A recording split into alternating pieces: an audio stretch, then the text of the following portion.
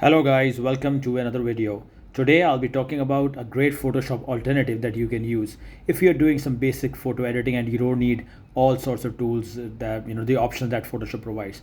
Number one, the tool itself, Photoshop, costs you around 36.21 per month if you're going for a monthly plan, or 24.14 if you're going for an annual subscription, right? The prepaid is around 277.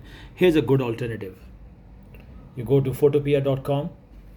This website offers you all sorts of options. The most interesting part is it lets you connect with your device, your P drive that is providing Dropbox, OneDrive, Google Drive, shared drive, all sorts of things available. There's an interesting game as well that can help you kill boredom. Anyways, coming back to the point, it lets you edit pictures. So what I'll do is I'll simply go there, drop a picture of mine, it's going to upload it, and you see all the options. I can add text if I have to.